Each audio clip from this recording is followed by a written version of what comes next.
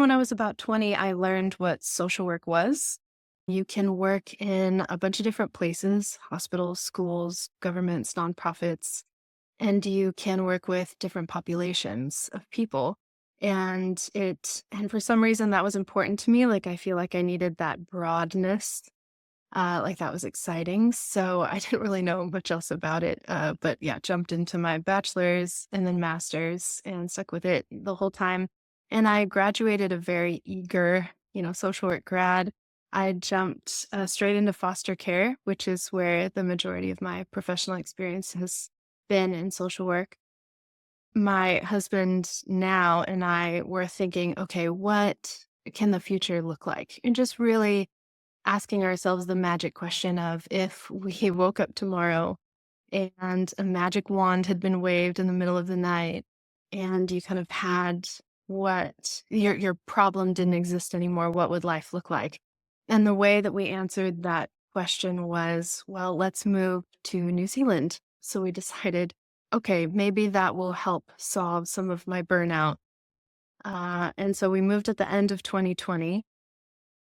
I interviewed while still in quarantine for like basically the exact same position I was in, just in New Zealand, a Mhm. nonprofit working in the foster care child protection space.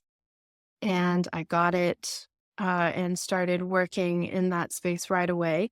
And so it lasted 8 to 9 months before I just couldn't keep going anymore. Even though the quality was better, I still just burned out again to the point where I had to give a month's notice and I couldn't even see myself getting through the month.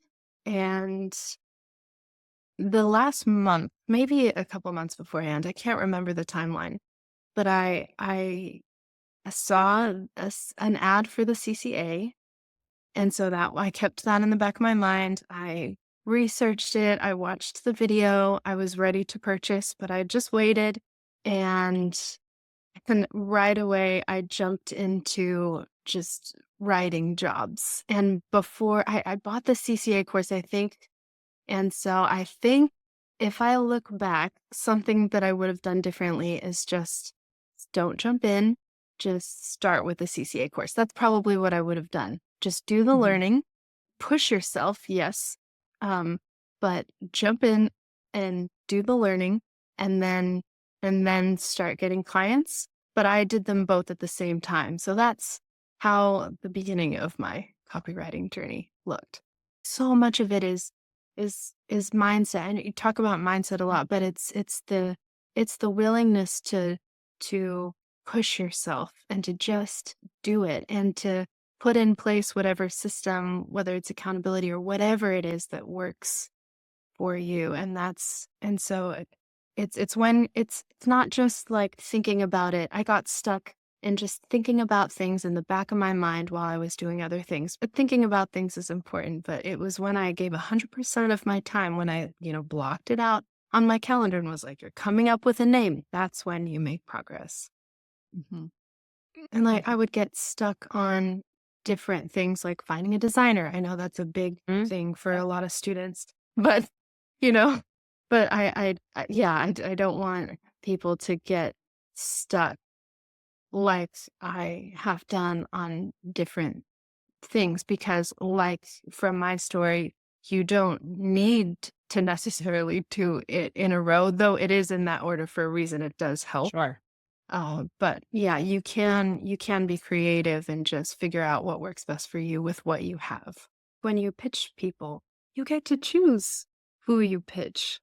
Like there's so much control. And I know people are worried about like ethical copywriting.